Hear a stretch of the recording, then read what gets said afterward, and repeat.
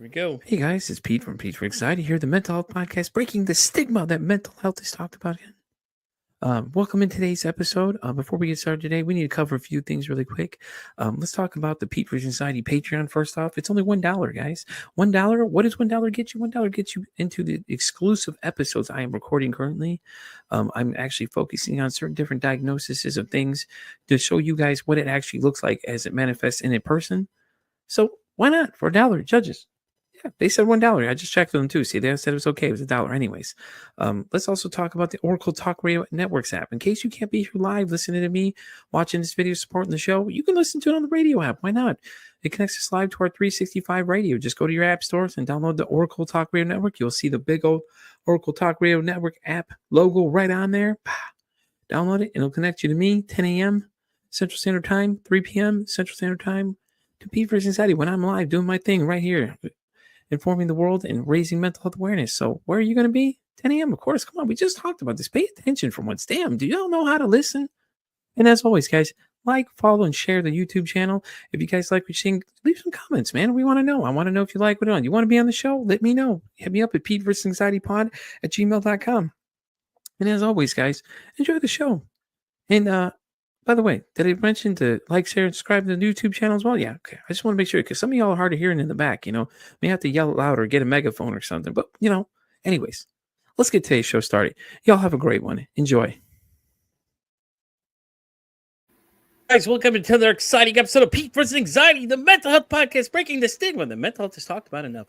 My guest today holds a bachelor's in psychology from Georgia State University, a master's in clinical psychology from Brennan University. Please welcome the one, the only Phillip Quinones. Hi, thank you for having me, Pete. You're welcome, bud. How you doing today? Man, I'm doing pretty well, man. I'm on your podcast. I'm ready to spread some awareness. So I just want to have a great conversation today. So it's a great way to start off my day. Definitely, man. Hey, listen, why don't you give everybody a little rundown about yourself? I know that's a lot of big words being used out there, but looks like psychology is your main area of study, is it? Absolutely. So I am a therapist operating here in Atlanta, Georgia. Mm-hmm. I am also a mental health coach and consultant. I started my own business with that for the past 2 years. I have held a degree in bachelor's from Georgia State University and my master's in clinical counseling psychology from Brennan University. I've been on and off doing psychotherapy practice with individuals, couples, and some family for on and off about 4 years now. So I've been continuing to do that. So those are my primary areas of focus and what I really do on a daily basis. That's awesome, though, man. Did you do a lot of televisits, though, in your industry now? I know a lot of people, that's what they're moving towards. So do you get more in person or do you get more like online ones? Yeah, I get more online ones. It really depends on the type of client. So for me, I have added a service to my psychotherapy where people can privately book me. So then I will travel to whatever location they may be at. So obviously that comes with a type of fee and, a different type of client that I serve that it can be able to afford that. So those I do more in person. And then I do in person sometimes for another organization that I work for, which is a nonprofit. But then most of the time it's still really remote for. Awesome. What's the nonprofit called, by the way? Chris 180. Okay, and what's a little bit more about that for everybody in case anybody's interested in kind of donating or want to support you a little more with it? Yeah, Chris 180 is a nonprofit where they've been organizations for a very long time, and they focus on trauma care. So anything from housing to food pantries to domestic violence support to runaways, and then people and clients that I usually see that may or may not have had trauma. So trauma-informed care is a real specialty with them.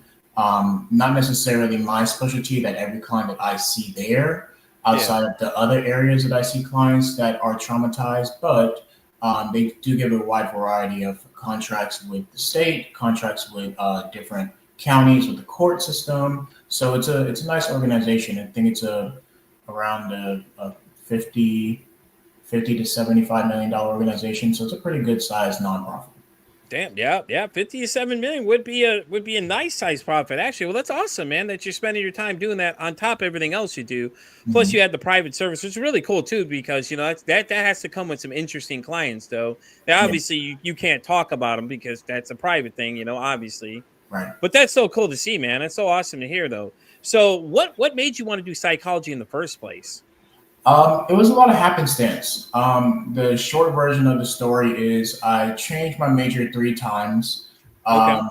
And by the time I got to the third one, what happened was I was trying to be a sports agent, but then I didn't get into the major because in order to be a uh, person that's seeking to get a bachelor's in sports management, you had to get a C or better in a PE class, intro to sports management, and accounting, basically, let's just say 101.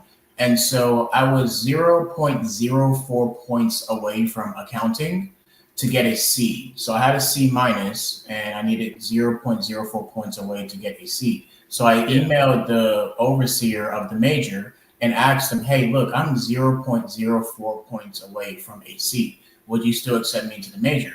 And he emailed me back and he was like, I can't, because what if somebody had a 0.05? Do I have to let them in too?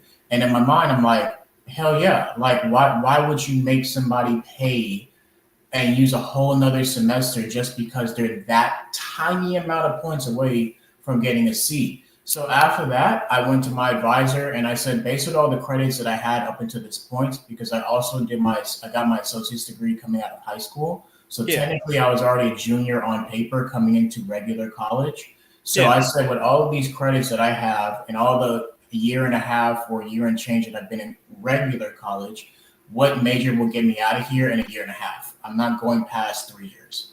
So she said, psychology, and we went with that. No idea where it was going to take me. No idea what was going to be intended.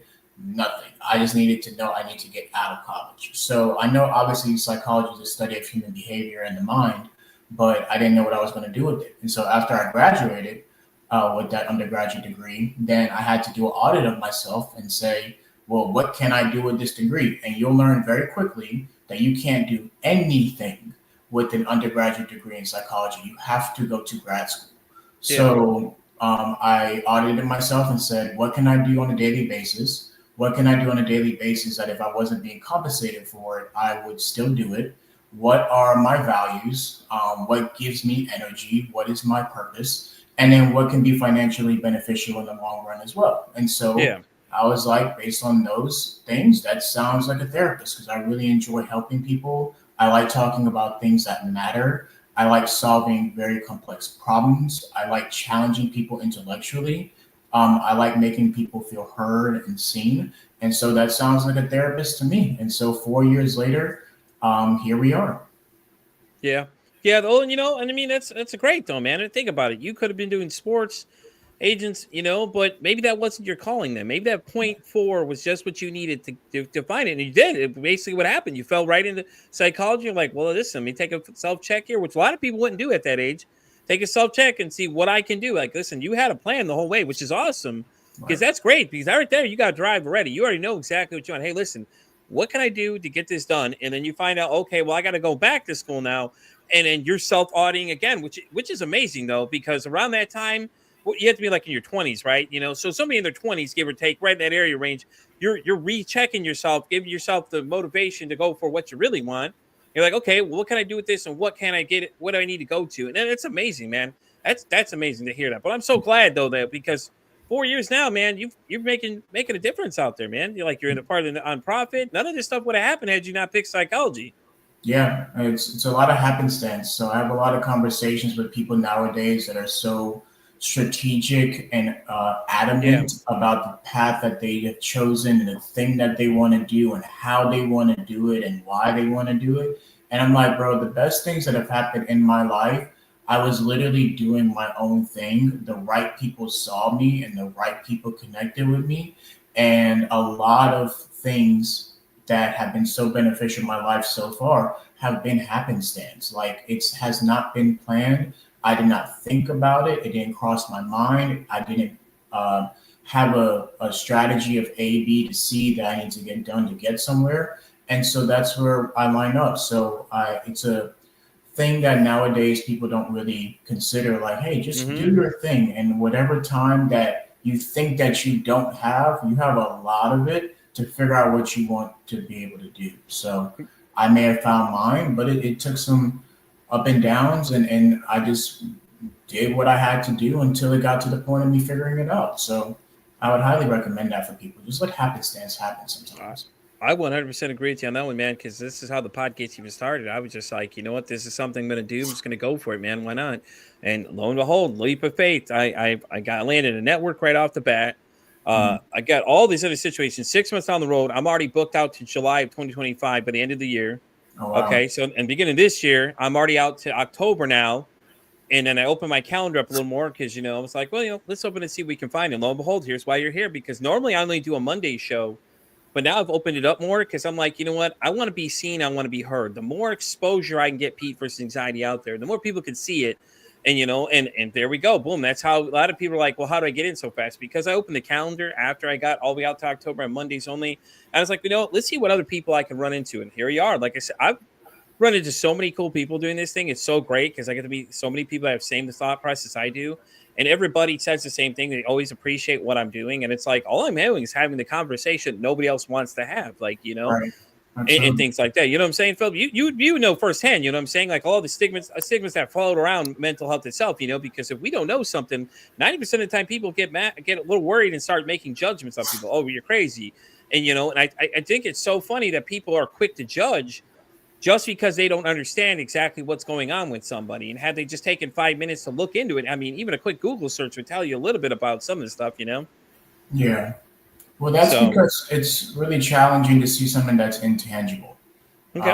It's a big difference between that and the physical practices of science, where we can physically see what is happening before our eyes. But when we're talking about mental health, it's something that's intangible. You can't see it. But most people's brains and their conscientiousness levels, which is a very rare personality trait, cannot see past their own emotional well-being outside of, and as well as their own perception. And so I don't really get mad at people that aren't built like that, because most people aren't built like that. And people overestimate how much they think that they're good at perceiving what's just in front of the physical. And most of the time it takes somebody who's either been trained or somebody that's really curious about people to say, well, why are they doing this behavior? Why are they reacting this way? Why are they responding this way? Why are they making these decisions? Why do they have these vices? Why do they have these coping mechanisms? And not in a judgmental way, but to naturally stay curious about the people around you. I would recommend for children all the way up to the end of your life to just stay curious about people, because every single thing that you do, whether you think that it's conscious or not, it's mostly unconscious. You have a reason to do it. Your brain has a reason to do it. And so if there's a curiosity to find out what that reason may be at the conscious level, then you will start to see with people that, hey, this is not as negative as you may think it is. It's just something that we have to accept amongst each other.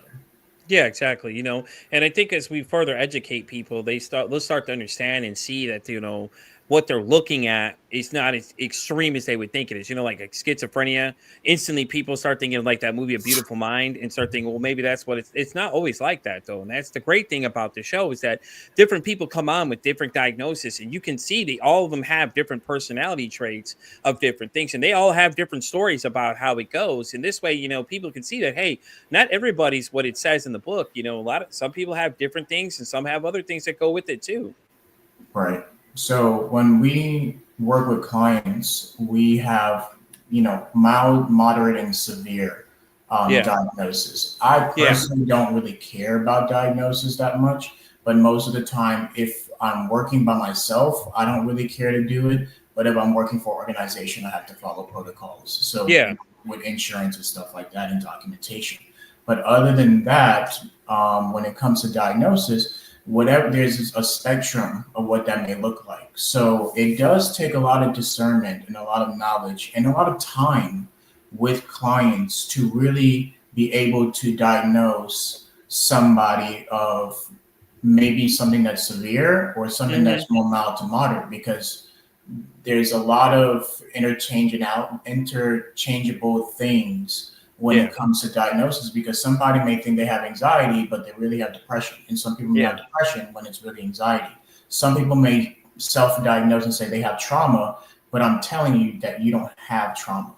So I'm a very straightforward to the point and challenging type of therapist. I'm very kind to my clients, but most of the time I'm gonna be real with what something is. And so I'm not gonna let you play victim to your self-diagnosis if I really don't feel that you have that. But if you really do have that, I'm gonna be susceptible to that, whether it's autism, whether it's ADHD, PTSD, borderline personality disorders, narcissistic personality disorder, MDD, severe anxiety, those type of things. If you have Yeah. those, then we'll work towards together to try to improve that.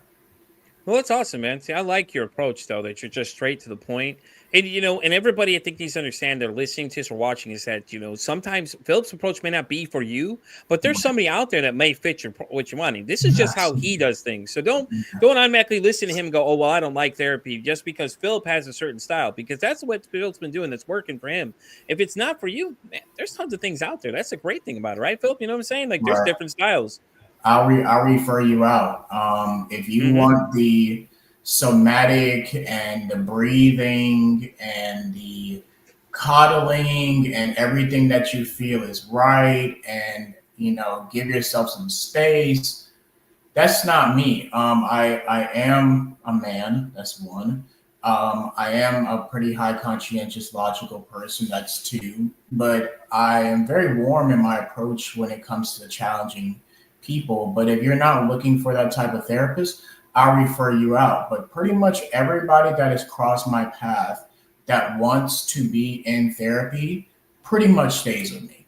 Yeah, yeah. So I pretty much have a good high retention when you cross my path. And that's really nice to hear back from clients that unfortunately it takes a lot of sessions with different types of therapists to formulate a good therapeutic relationship with them. And so it's nice the fact that one, they probably don't see a man. Two, they probably don't have a therapist who challenges in a very healthy type of way. And then three, that they come with really a purpose to learn what I have to offer to help them. Because if it was just somebody to listen, you could go talk to your best friend about that. My job isn't just to listen. It's not uh, frolicking. We're not trying to gossip. I'm not a complaint department. If you really want to work with something, then come to me. But if you want to do those things and pay somebody else to do those things and stay the same, then I'll refer you out. But I've never had to fire a client, and nobody has ever really left me if their choice was to really try to receive services. So I think that does say a little bit about what I offer and my style being very applicable to people and the mental health things that they bring to the table. Well, it's awesome, man. That's great to hear that you have such a great track record, because that's what it takes. So when it comes to being in therapy, because people are going to ask about that. Hey, who are you talking to? And then people mention, hey, I'm talking to, Philip, and then mention what you do. And they're like, oh, okay. And, the word of mouth just gets out there, because, people, when they find somebody they really can talk to, they're always talking to everybody else about it. Hey, listen, or some people don't, I mean, it's really their option when it comes down to it. Because some people, they feel a little shamed when they tell somebody they're talking to a therapist, but really there's nothing wrong with that, because all Yeah, you're doing is just getting some help for whatever it is you need. You don't. And I think that's what a lot of people need to realize when it comes to that too, is that that therapy doesn't mean you're crazy. It just means you're talking to somebody that can help you with the problem you're having, basically. Just like you would go to a doctor for if you're sick. absolutely. Yeah, that's a great comparison. What I do, in a simple way to put it, is I process change. So Yeah, if you're looking at therapy from a negative standpoint and there's a stereotype of like, oh, why am I paying somebody my money just to listen to me? yeah, That's not exactly. what it is. It is a trained professional that is somebody who has studied human behavior for an ample amount of time. And what we have learned is objective ways to process change in your life. So I don't call Pete. I don't show up to your house and knock on your door and say, hey, Pete, do you want to work on your mental health? No. You call my office and you come to me because unconsciously, but mostly consciously, you want to be able to change something in your life and Exactly. you need help changing that. So we don't need to give you a negative connotation or a negative feeling or stereotype in order for you to feel like you need to change. Change could be I need to eat healthier because I'm very holistic too. I look at everything that you do. I look at your finances, your relationship, your health, your physical, your job performance, your school performance if you're a child, um, your romantic relationships, your sex life, your vices, the levels at which you do those. I look at everything because not everything is what's happening up here. Everything could be encompassed and everything could be a part of what's going on in your life because certain areas of your life may be affecting what's up here. Certain experiences that you have in different parts of your life are affecting your mental health. And so if we don't look at those type of things, then we won't know. So the change could be, hey, I'm having a tough time in my relationship because finances are an issue, because my job is not, it's stressing me out and I'm not performing as well. So it's a domino effect. That doesn't sound like a mental health issue to me. It just sounds like something you want to change and you need the time set aside to have somebody walk with you through that change and make you see that. So it's again not a negative thing to come talk to somebody. It's just somebody that you want to change. And every single person that operates at a high level has somebody that helps them make really good decisions or inputs a lot of information for them to make better decisions or increases their performance in some type of way, from athletes to top surgeons to the president. So everybody has some type of advisor and some type of listening ear and somebody who's a mentor, a coach, and a therapist is no different than that. So it's not a negative thing if you want to be able to say, hey, what this may be like or what can they offer. I would really try it out. Yeah, no, I get that completely. I like the fact that you mentioned nutrition and everything else because I don't think people realize that all these things are key components to everything. Because I think a lot of people overlook that, like what you're eating could affect your state of mind. All these other things play factor in all these things, and I absolutely love the fact that you're doing all of it though, because that way you're making sure you're covering every single thing possible. You're not just only worried about the one part. You're like, okay, well, let's find out what the real root of the cause of the problem is. It may not be up here. It may be like you said, the relationship may be having a problem, or it could be an intimacy issue. Maybe something you and your lady friend are having a problem, and you just get in there and figure out exactly what it is that it's causing that problem. Yeah, absolutely. Even sleep, water Yep. intake, how much water you're drinking, are you staying hydrated? Because those things matter. This is trying to look at other areas of your life and audit them. So what I say is that I sit down with people and we do an audit. Yeah. And some people call it an intake. Intake is fine. That sounds more medical, and I need it for my documentation. Yeah. But we call it audit because we have to look at your other life and say what other areas of your life may be affecting your mental health that are making you depressed. You may not have depression, but you may be depressed, or Yeah. you don't have anxiety, but something is making you anxious. Those are two different ways to look at something. Okay, you can sit there and say, I have PTSD, or you can say, hey, I had a really messed up, fucked up moment in my life.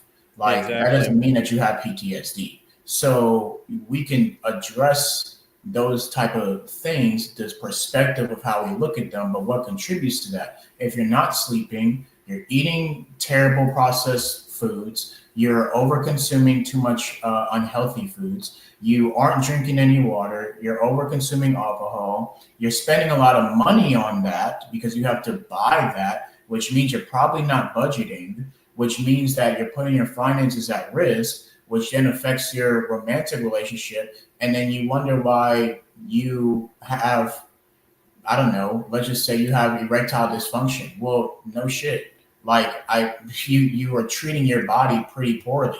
And then now Exactly. that you have ED, you can't perform with your lady, and so now she doesn't feel wanted, you're not intimate with her. And so it's a domino effect. I'm not medical. I can't just say, yeah, this is the problem with ED and give you a pill and it's fine. No, there's probably a lot of things contributing to that and why we have that problem. And so you may come to me and say, hey, I've been having trouble with my lady and she doesn't feel wanted, she doesn't feel intimate, and I'll sit there and I'll process your feelings, I'll process your thoughts, and we'll look at your behaviors. But then when we do the audit of the other things, we'll sit there and go, well, those things are probably contributing just as much. You just don't think about them that way. And that's what I do.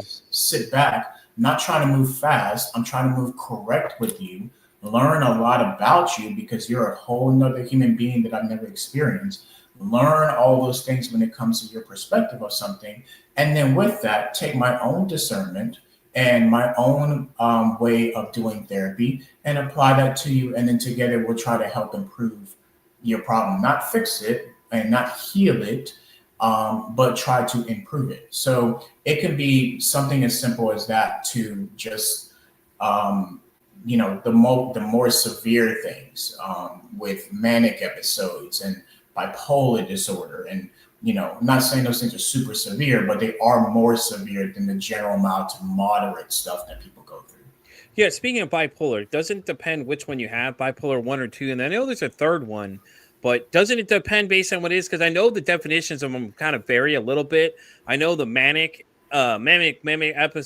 episodes last longer in one than the other. Am I not correct on that? Yes, that is correct.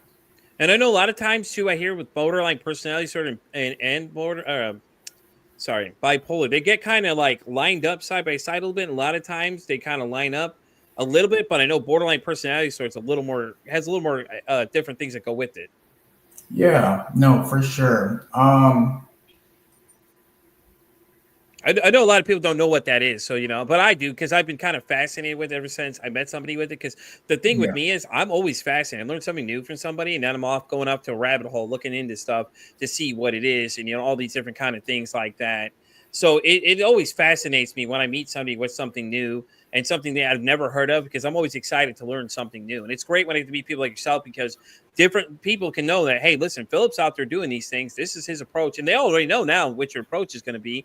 So they can say, okay, well then, obviously when we wrap up the episode, you'll give them, okay, this is where to find Phillip, you know what I mean? And stuff like that. It's great because then they get a little feel for you ahead of time, and they already know what they're getting into ahead of time, knowing that they've already got a 5-star winner over here, because you're already knocking it out of the park, man. We ain't gonna lie. Like, let's be honest here. You're killing it out there. Trying my best, man. I've seen many different things. I bet you have. Sorry? I said, I bet you have seen many different things. Yeah, and different problems and different diagnoses of people. And so I have not yet many people that have BPD and the difference between that and bipolar. Yes, but with bipolar, there is the manic episodes, the depression. There's a cycle of episodes where they have longer periods of mood stability. That is an issue. Whereas like with borderline, it's like emotional instability in general. Well, I know the people that I've met that have borderline. One person said they cycled their emotions a lot. Yes. Another one was Lucy the Nord from Hunter. She came on and said that she tends to question who she is every day she gets up. And I thought it was interesting because those are two different answers from people that have the same exact thing. You know what I mean? And that's a great thing, though, is when you meet different people, everybody has something different. So it kind of gives you a different perspective of what it is you're looking at, though. Yeah, I think no matter what it may be, people express those things differently. And there may be, again, depending on where I'm working, the diagnosis that is needed.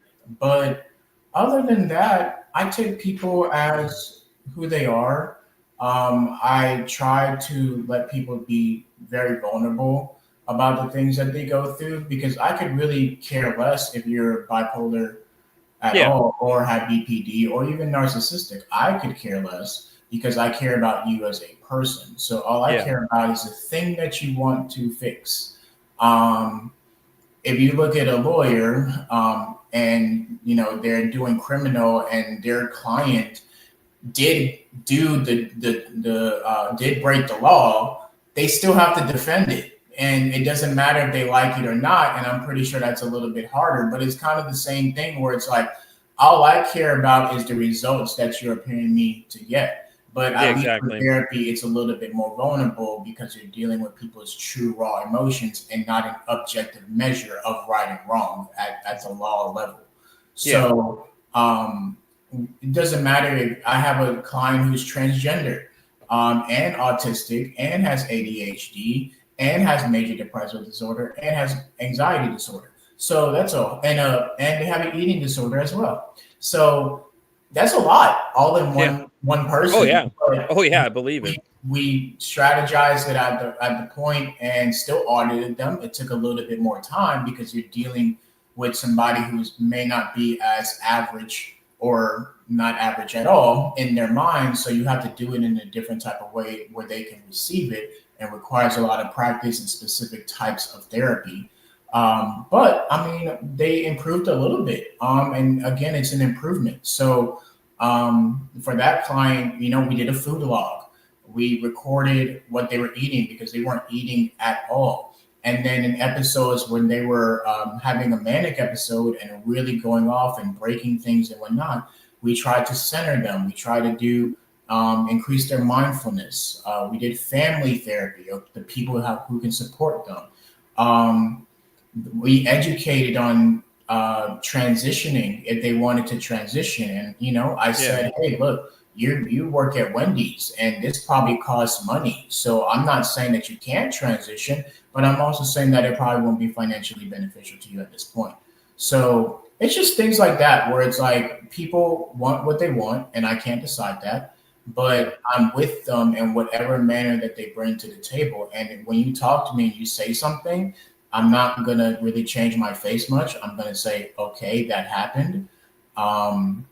I'm going to validate and reflect that you were heard about what you said, and you can tell me more details if you want to, and we can explore it. But I will always discern how is this information going to be used for what your goal may be, or the objective that you want to obtain, and the thing that you want to change. And so I don't think a diagnosis really influences that as much as I, in my novice start of this profession, have really kind of discerned for myself. I'm just like, I take the person as they are and go about my business with them.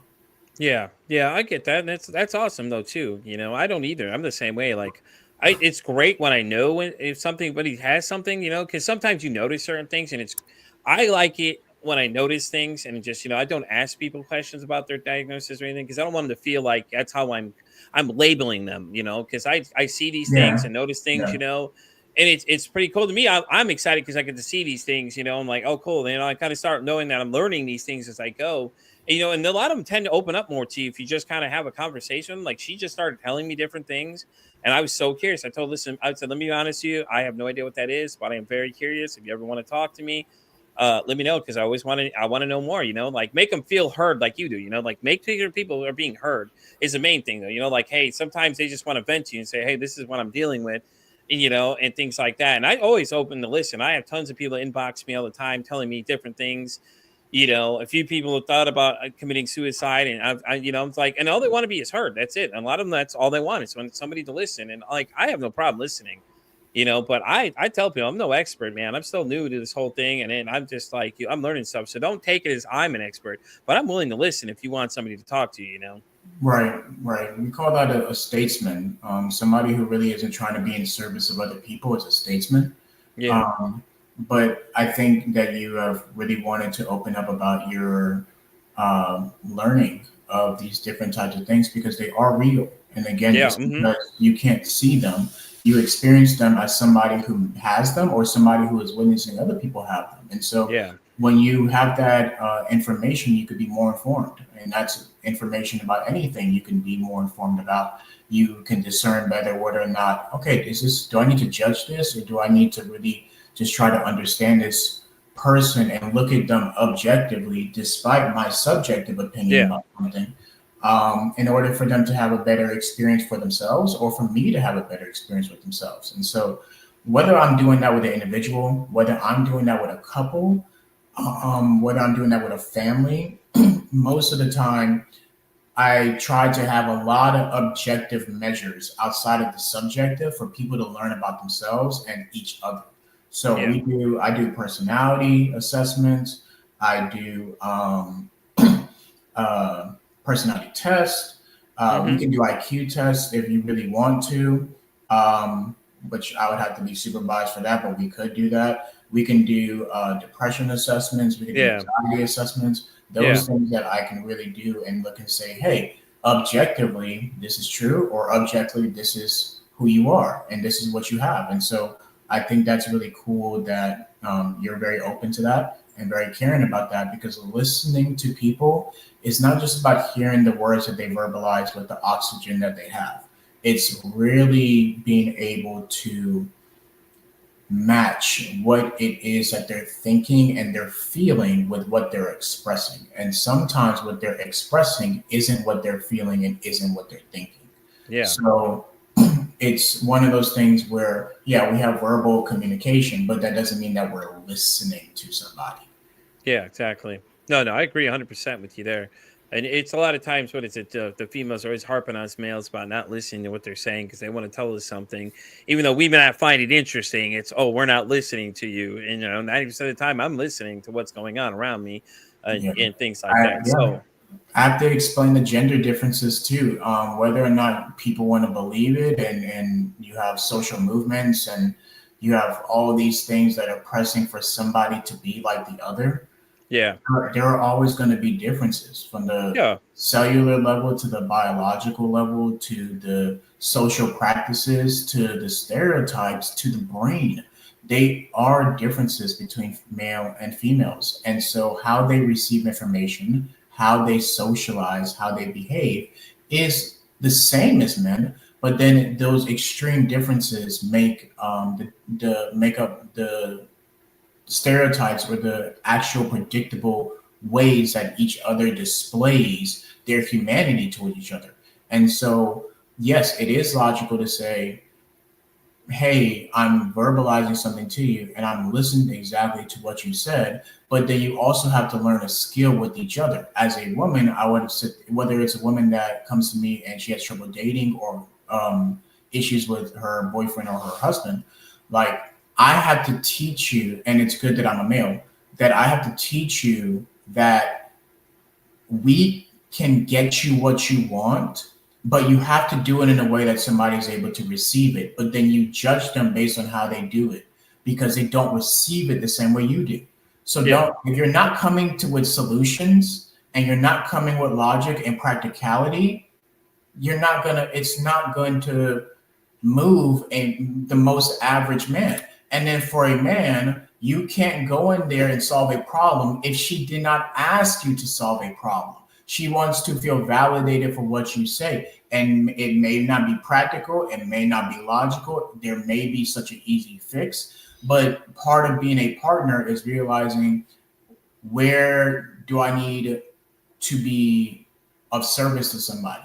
And that may be a skill that you need to learn with the opposite sex about how they receive information, how they go about their behaviors, how they process their feelings, and doing that for each other. So again, that is a challenge in and of itself when it comes to clients, because I'm not going to sit there and say, oh yeah, he needs to be validated. And I'm not going to sit there to a male and say, oh yeah, she needs to change. No, you need to change because you have to deal with her, or you have to deal with him. So do you want to keep experiencing the same thing, or you want to learn this skill so that way you can improve? Yeah, I get that completely. Yeah, I get that completely. So listen, let me ask you a question. Since we're here, we break the stigma about things. What are some stigmas that you want to break right now for people that people seem to have the misunderstanding of, that you can say right now to people like, hey, listen, these are the things that you're misunderstanding that are not correct? Yeah. The first thing that pops to mind with a stigma when it comes to mental health is that there is no healing process. It is not a healing process. It is not a cure. It is an improvement of the things that are happening in your life. You are born the way you are born. If you have been given the personality or been given an extreme diagnosis of mental health, those are the cards that you have been dealt. With that being said, you have to be able to manage that. You have been through emotional and unconscious and physical experiences throughout your life before you met me. And I can't change those things. But what we can do is try to improve them. They're not going to be the same depending on what it may be. Just like if you were to go through a physical injury and you may have had a surgery and then you go to physical therapy to improve your strength, that part of your body will probably never be the way it was before it experienced some type of pain and some type of discomfort or a break or whatever the case may be. So you need to be very realistic and know that there's no cure, there is no healing, there is improvement of how you manage your life going forward. And that is the best that you can do on an individual level with the people that you have around you, with the relationships that you form. Those are what I come in and try to help you with, is measuring objectively some type of improvement with that, either a thought and managing your feelings and your emotions, or some type of the behaviors that goes along with those things. So that's probably the biggest stigma. I want people to realize that it's a very depending, painful, real, raw, vulnerable, non-judgmental way that you have to have a conversation with somebody in order for you to actually change. Again, if you're gossiping, you're venting, you're complaining, you're not going to change. And if you want to keep paying me to do those things, that's fine. But I don't want you to be here longer than you really have to be. But we're going to try to make improvements, because I can't change the past. You can't change the past. What happened to you, whether you were a baby or whether you were a child or an adult. Those things happen to you. You're going to have to deal with them. What we can do is learn how to manage those things as you go forward. Yeah, that's awesome, though. I mean, it makes plenty of sense, you know. I think that when it comes to a lot of things, you know, letting go of the past, it's a lot of times people say too, you know, a lot of people have trouble letting go of that kind of stuff, or they hold grudges on things. And when you really think about it, what's the point of it, though? You know, like you can sit and hold a grudge about this forever, and then, you know, what are you gaining from that? Because that's the way I look at things now, is I just kind of think about it before I react. I'm like, I Yeah, could either I could respond negatively, or I could just kind of say, you know, take the passive road and just say, you know what, it's not even worth my energy to put into that, you know. absolutely. There's probably a pattern in your life where if you feel yourself reacting to the same thing over and over instead of responding to the same thing over and over, and you come to me and you're trying to figure out what that may be, you need to audit yourself and say, hey, when I get this feeling or I get this type of thought, it Yeah. produces this type of behavior. And most of the time, it's a type of behavior that either is supposed to be defending yourself, which is a very primal and animalistic way that we are still animals, that we need to protect ourselves, so we see danger, or we have certain type of behaviors that help us manage in a negative way the feelings that we are experiencing based on that interaction or whatever the case may be. So that could be a trigger to what you tend to drink, or you tend to smoke, or you tend to want to have a lot of dangerous sex, or you go home and you yell at people, or you, I don't know, make poor decisions with gambling, or you eat unhealthy, or you put yourself with bad people in bad environments because it's familiar for you or safe. There's so many different ways that people cope with the things that trigger them emotionally in a negative kind of way. And so what we do is try to let somebody bring that to the conscious level, and be able to manage that going forward. Because I warn people, this is going to happen again. You are going to feel this way, because I'm not wishing it upon you, but I'm also saying that life has a funny way of bringing the same test and the same experience around again. So it's not men, it's not women, it's not your mom, it's not your dad, it's not your friends, it's you. And I'm going to tell you that it's you because of how you respond and you react. And unless my name is Danny Phantom and I can take over your body, you are responsible. Right. You are responsible. I love it. Right. You are responsible for your own movements, your own decisions, your own feelings, and nobody else, including Phillip Quinones, is going to be able to manage that except you. So with that being said, this is about you. And I'm going to tell you it is. I'm not going to blame other people, and we're not going to, because you have control of that. That's what free will is given to you for. And especially if you're an adult, children are a little bit different because they need more structure and authority and Yeah, schedule. definitely. But as an adult who has been through stuff and you keep having the same pattern and you keep reacting the same way, it sounds like you keep failing your metaphorical test. So this is going to come back around. It's going to hurt. It is not going to feel right. You are going to be elevated. You are going to want to respond or react the same way that you've been doing. But this is the moment for you to decide to change that. It could be how you say something, how you think about it, the behavior with it. And so I want it to happen again so that way you can see your progress and say, hey, Phil, when this thing happened, I caught myself. Or Phil, when this thing happened, I did something different about that and it produced this. It's great to hear feedback about even the small instances that people utilize for some of the skills and different responses that they learn with me to their life. So, but it's going to happen again. Like it is. Yeah. I'm sorry, but it is. Yeah, by the way, we have some people commenting something. The first one to bring back up for you real quick is a friend of the show. Letting go is hard, but man, it's so hard. Better in the end just to let it go. Would you agree with that? It's so hard to.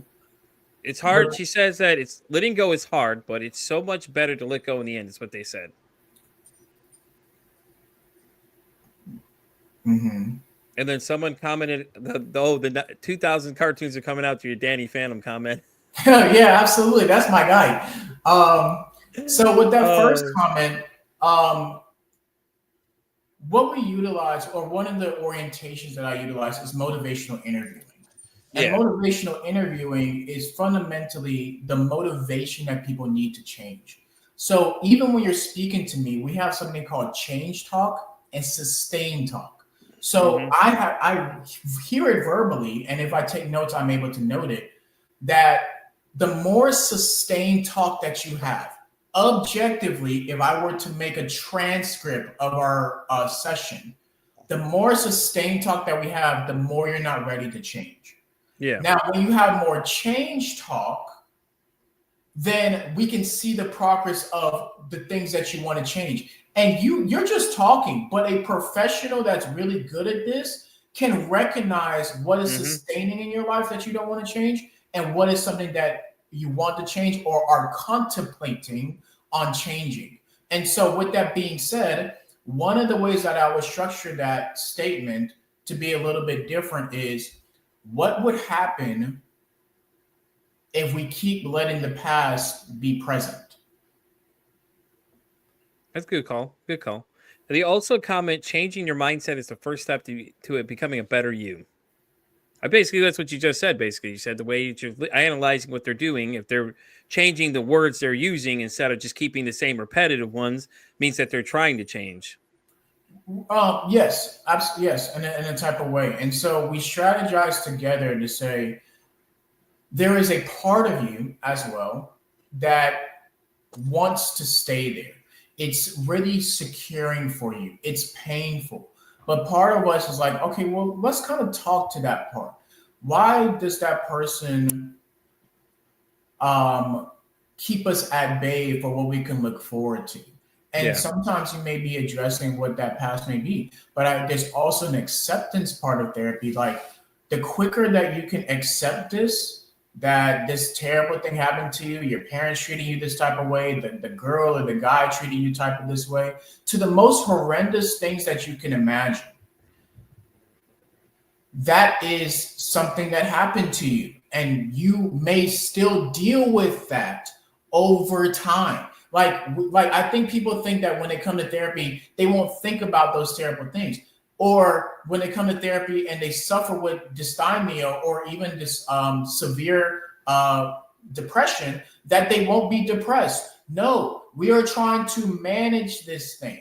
We're trying to say that you may still be prone to depression when it's winter or when you go through a breakup. Like, nobody says that you aren't going to be anxious when you go outside to the world or when you start speaking to people. No, you are going to be anxious. We need to learn how to manage it because you still got to go talk to people. You can't sit in your bed and be depressed and be bedridden. You have bills to pay. So you have to learn how to operate with that in small increments. But that still means that you have to accept what happened. You may need to talk to somebody about what happened, but then the point is to be able to improve that state so it doesn't keep you at bay. You can remind yourself where you came from, but unless you have a time machine that I don't know about, we can't change the past. We can only look forward to what's happening right now and in the future. So it sucks, and it's unfortunate those things happen to you, but they did. Accept them and manage them going forward, because it's only hurting you, and then the other people around you that you can be having great experiences with don't get the best of you. Exactly. That's well said, honestly. It really is really well said there, because I agree with that 100%. Because when you sit there and dwell in the past and you constantly remind yourself of it, you're not doing yourself any favors. Now it's time to let it go. It's happened. A lot of people say, suck it up, buttercup. So a lot of people would say to you, depending on what generation you're in, it just, you build a bridge and get over it. It's what I like to say, just like there's really nothing else you can do about it. Like, we can sit and dwell about it all day, but what is it going to do for us? It ain't going to change the past. It's already happened. So let's look forward to the future and how we can fix these problems rather than stay on the same path that ain't getting us anyplace. Absolutely, absolutely, and you need help with that. And this, and in a individualistic culture that says that you need to pull your stuff up by your own boots, and you made it by yourself, and it's me, myself, and I. And if I'm you're self-made or self-improved, and you need people. We are animals. You need people. It is okay to ask for help. Like, there are people that have been through the same things that you have been through. Nothing is new under the sun, and you are not the first person out of the 100 billion human beings that have ever really been at this point in our primal existence have not gone through. So that means it's probably something that have been able to manage themselves going forward about the situation. And then now you have a field and professionals who are trained to look at certain type of things and say, hey, we have measured how to really improve this. And when you find the right therapist that you have a strong alliance with and a good relationship with, it is the most priceless thing. And objectively, it is 50% of the therapeutic journey is the relationship that you have with your therapist. And so you need people to help you. And so I also, a part of that audit and a part of the improvement is working the client out of me. I don't want to see you for the same problem. I don't want to be here longer than you have to be. I'm going to be here with you, but also, hey, go talk to that friend. Why don't you tell them you feel anxious in this situation so maybe that they could help you? Why don't you go talk to your romantic partner and tell them, hey, I'm going through this. I need help. Why don't you get somebody who's more financially literate than you to help you with your money? Why don't you get a nutritionist to help you manage your food, or talk to that friend that goes to the gym and ask them what they eat? So people underestimate when they only look at themselves that other people aren't willing to help. But I ask all of those questions because I need you to set yourself up to manage yourself. And it's not just you by yourself. It is everything that is happening around you. And you have a lot more resources than you think. You just don't feel like you have a lot more resources than you think, but you really do when I bring them up to you. Yeah, exactly. All right, Philip, as we get ready to wrap up this episode, did you want to go ahead and let everybody know where they can come find you? I know you have a website that basically leads you and everything. I know your publications are on there too, correct? Yeah, absolutely. Yeah, I published my first book not too long ago on Amazon for relationship couples. And so I'm very proud of that book. So yeah, you can find me at pqcoachingandconsulting.com. You can inquire. You can see all of my podcasts from previous things. You can see my bookstore. You can see my courses. And then you can inquire if you want some coaching yourself, or if you just wanted to contact me, there's a contact form on there as well. Yeah, and there's also the 30-minute sessions too, right? You can sign up for the 30-minute session type things as well too, right? Yeah, that's more for the consultation, for the coaching, to see where I can help and where I can where you want to be able to improve. So those are more for those. But if you wanted to inquire about that, then that's what you would use. Yeah, awesome. Well, all right. Well, thank you so much for coming, Philip. Man, this has been a great conversation. Very informative too, man. I like you know your stuff, man. And more power to you. Like I said, man, I see you going far in the future, man. Oh I don't man, think thank you. anything's going to stop you because you got the right mindset already, man. Even at a young age, you already had the mindset. But boy, you were taking off. And I'll definitely keep in touch because I want to know how you're doing there, man. Because I want to Um, see you succeed. And and once again, plug the nonprofit again for everybody, just in case they were just jumping in later, just so they know what it is again. yeah, Chris 180. So I don't know if they have other locations across the nation, but I know that they have different locations here in Yeah, Georgia. yeah, So I specifically work at the Gwinnett location. yeah, And so with that being said, I also work at other several private practices. But again, if you just inquire with me about yeah. Of whether course. you wanted coaching or specifically if you wanted to become a therapeutic client, then you could just contact me about either one. Sounds good, man. All right, guys. So we're gonna wrap up this episode of Peace for Anxiety. Phil, thank you again, once again, for coming, man.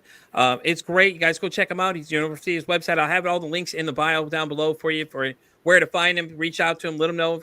And like I said, man, sky's the limit for you, brother. I am so Thank happy you. for you. I think you're doing great things. I see many things in the future. And I'm Pete versus Anxiety, pretty much on everything you guys can think of: Facebook, X, Instagram, TikTok. I'm like Visa everywhere you want me to be. And like I always say, it costs nothing, absolutely nothing. Be kind to somebody. One kind act you could do could save somebody's life or even save their day. My name's Pete for Anxiety. I'm signing off saying, hey, don't ask how your day is. Ask how your mental health is today.